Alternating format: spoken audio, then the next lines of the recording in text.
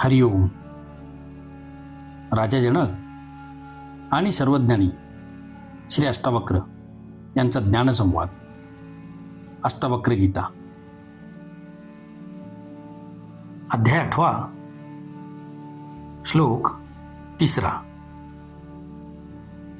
तदा बंधो यदा चित्तम सक्तम कास्वपि दृष्टुषु तदा मोक्षो यदा चित्तमासक्तम सर्वदृष्टुषु.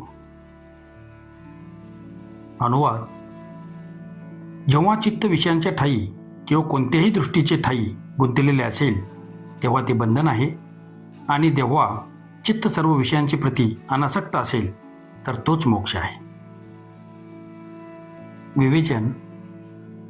पहिल्या व दुसऱ्या सूत्रात अष्टावक्रमुनी बंधनाची व मोक्षाची वेगवेगळी व्याख्या करतात, परंतु या सूत्रात मात्र सार सांगितल्याप्रमाणे सर्व प्रतिपादनाचा निष्कर्ष सोप्या शब्दात सांगतात की जेव्हा चित्त एखाद्या दृष्टीत किंवा विषयाचे ठायी गुंतलेले असते तेव्हा तेच बंधन असते, आणि जेव्हा सर्व दृष्टीने सर्व विषयातून ते अलिप्त झाले असेल, अनासक्त असेल, तेव्हा तोच मोक्ष आहे. ह्या सूत्रात अष्टावक्र मुनी एक अजून महत्त्वपूर्ण गोष्ट सांगतात की केवळ कर्म करण्यात गुंतणेच बंधन होते असे नाही, तर आत्म्यापेक्षा वेगवेगळ्या दिसणाऱ्या सर्व विषयांचे ठायी कोणत्याही प्रकारची भावना असणे हे सुद्धा बंधनच आहे.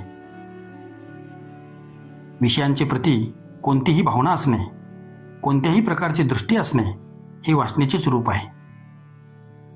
जिथे नजर आहे, आसक्ती आहे, तेथे वासना आहेच.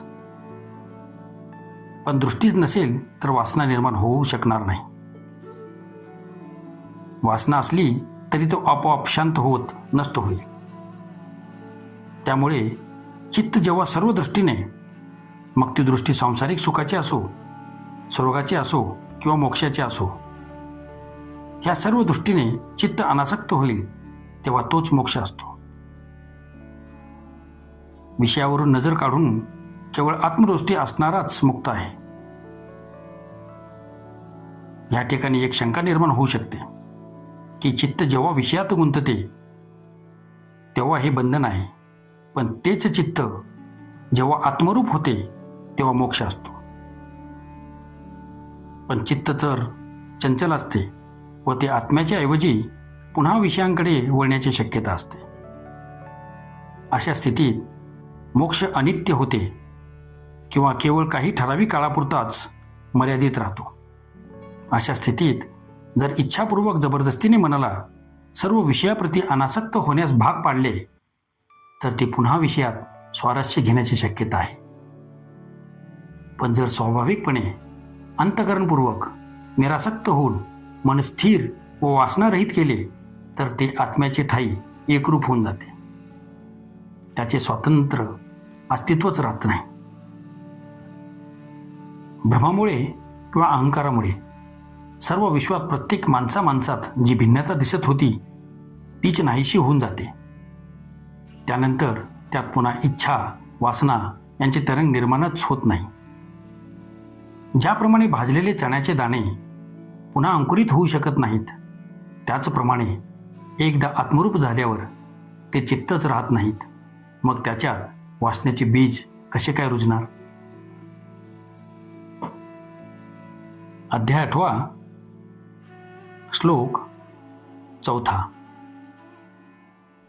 यदा नाहं तदा मोक्षो यदाहं बंधनं तदा मत्वेति हेलया किंचन मा ग्रहाण विमुच्य मा. अनुवाद: जोपर्यंत मी आहे तोपर्यंत बंधन आहे. जेव्हा मी नाहीसा होतो तेव्हा मोक्ष प्राप्त होते.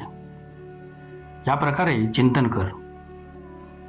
कशाचीही इच्छा धरू नकोस, काही स्वीकार करू नकोस किंवा कशाचाही त्याग करू नकोस. विवेचन. अहंकार हेच बंधनाचे कारण असल्याचे सांगून स्पष्ट शब्दात अष्टावक्रमुनी सांगतात की जोपर्यंत मनुष्यात मीपणा आहे तोपर्यंत बंधन कायम राहते.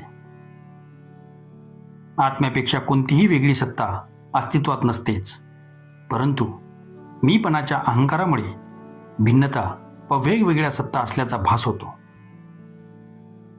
हा मीपणा म्हणजेच अहंकार आहे व तो नष्ट होताच सर्व प्रकारच्या भिन्नतेच्या भ्रमनाश पावतो. आत्मरूपी शांत समुद्रात चित्तरूपी हवेमुळे एक तरंग निर्माण झाला. ह्या तरंगाला अज्ञानामुळे भ्रांती होऊन आत्म्यापेक्षा आपण श्रेष्ठ असल्याचा अनुभव येतो व त्यात अहंकार निर्माण होतो. भिन्नतेचा अनुभवच अहंकारात रूपांतरित होतो. अहंकारामुळेच तो स्वतःच कर्ता असल्याचे मानून जगू लागतात. विषय वासनांचा उपभोग घेऊ लागतात. भेदाभेद करणारी बुद्धी वापरू लागतात. सर्व विषयांची ठाई आसक्ती वाढली. काहीतरी मिळविण्यासाठी धावाधाव सुरू झाली. हेच मन, हीच बुद्धी सृष्टिक्रमाला प्रारंभ होण्यास कारणीभूत ठरली. हे सर्व घडले ते अहंकारामुळे. आत्म्यापेक्षा आपण वेगळे आहोत हे अहंकाराचे मानणे या सर्व क्रमाच्या मुळाशी आहे. हा मीपणा नष्ट होईल तरच विचार निर्माण होणार नाहीत, इच्छा निर्माण होणार नाही व वासनाही निर्माण होणार नाही, स्वीकार नाही व त्यागही नाही. जेव्हा सर्व काही एकच आहे व त्यांच्यात भिन्नताच नाही तेव्हा कोण कुणाचा स्वीकार करणार, कोण कुणाचा त्याग करणार? कुणी दुसरा असा नाहीच. अशी स्थिती निर्माण होणे म्हणजेच मोक्ष आहे. जोपर्यंत जीवाचा संबंध या अहंकाराशी आहे तोपर्यंत जीव स्वतःला आत्म्यापेक्षा वेगळे मानेल व तोपर्यंत त्याच्यासाठी मोक्ष नाही, मुक्ती नाही. अष्टवक्र मुनींनी मुळावरच आघात केला आहे. मुळेच उखडून टाकण्यात सांगितले आहेत. बियाच जाळून टाकण्याची गोष्ट सांगितली. त्यामुळे पुढे त्यातून काही जन्माला येण्याची शक्यताच नष्ट होते. परंतु काही लोक चालाक असतात. सर्व दुर्गुणांची मूळ असणारा अहंकार तर लोक सोडत नाहीतच, पण सोडण्याचा व त्याग करण्याच्या नावाखाली कोणी रात्रीचे जेवण सोडतोय, कोणी चहा सोडतोय, कोणी घरदार सोडतोय, कोणी दान करतोय, कोणी धर्मशाळा बांधतोय, कोणी मंदिरात जाऊन 5-10 पैसे टाकतोय, कोणी नारळ व अगरबत्ती अर्पण करतो. धर्माच्या नावाखाली मनुष्य न जाणो काय काय करेल. परंतु या सर्वांच्या मागे मीपणा आहे की मी हे केले, मी चहा सोडला, मी नारळ दिले आणि हे सर्व करण्यामागे जर काहीतरी मिळविण्याची इच्छा असेल तर मग हे मोक्षाचे रस्ते नाहीतच. कारण मोक्ष म्हणजे इच्छा नसणे. जगात सर्वजण भोग वासनेत गुरफटलेले आहेत. मीपणा, वासना, इच्छा, आसक्ती काही सुटत नाही. कर्ज काढा पण तूप प्या, अशी ही चारवाकी पद्धत आहे. कर्ज मिळत नसेल तर चोरी करा, लाचलुचपत मिळवा, गैरकृत्य करा, धोका द्या, बेईमानी करा, भेसळ करा, शोषण करा, पण दुसऱ्याचे धन करा, उपभोग घ्या, अशी आजची विचारसरणी आहे. या जगात असंख्य लोक असे आहेत की जे काहीही सोडू इच्छित नाही, पण सोडल्याचे प्रदर्शन मात्र करतात. धर्माचा मुखवटा लावून पापकर्म करतात. लोकांनी आपल्याला धार्मिक समजावे यासाठी बाहेरची नाटके करतात. आतमध्ये वासना शिल्लक असतात. केवळ एखाद्या धर्मग्रंथाच्या आधाराने कुणालाही श्रेष्ठ सिद्ध करता येत नाही, हेच खरे. बायबल, गीता, गुरुवाणी, धम्मपद आदी ग्रंथाचे मी दररोज वाचन करतो.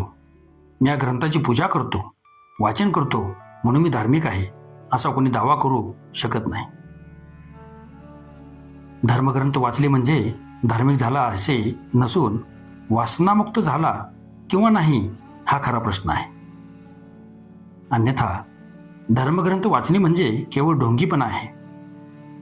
स्वतःचे रूप बदलविणे, वामणे बदलविणे, आत्मा एकच आहे हे जाणणे व सर्व वासनातून मुक्त होणे होय. जो धार्मिक जीवन जगतो तोच खरा धार्मिक होय, दुसरा कोणी धार्मिक नसतो. जो चोर आहे तो औचार्याच्या म्हणजे चोरीविरोधी भाषणे करण्याचा ठेका घेतो. हिंसक माणूस अहिंसा परमो धर्म ची पाटी गळ्यात लावून मिरवितो. भोंगामध्ये अखंड बुडालेला माणूस निष्काम कर्मयोगाच्या बाता करतो. अष्टवक्र मुनी म्हणतात की अहंकाराने जे काही कराल तेच आणि ते सर्व तुमच्यासाठी पाप सिद्ध होईल. असे करण्यापेक्षा तर चारकावासारखे भोगवादी झालेले चांगले.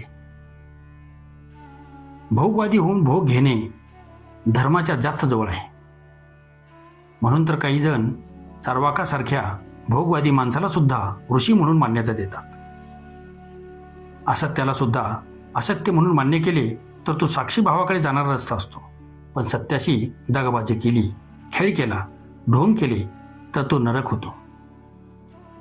क्रोध, काम, लोभ यांच्या वासनांच्या लाटा माणसाच्या अंतरातून अगदी खोलवर असलेल्या द्वैतबुद्धीतून निर्माण होतात. ह्या सर्वांना साक्षी भावाने पाहणारा त्यांच्या प्रभावातून मुक्त राहील. जगात जे काही होते ते त्या त्या व्यक्तीच्या व घटनेच्या वस्तूंच्या स्वभावानुसार होत असते.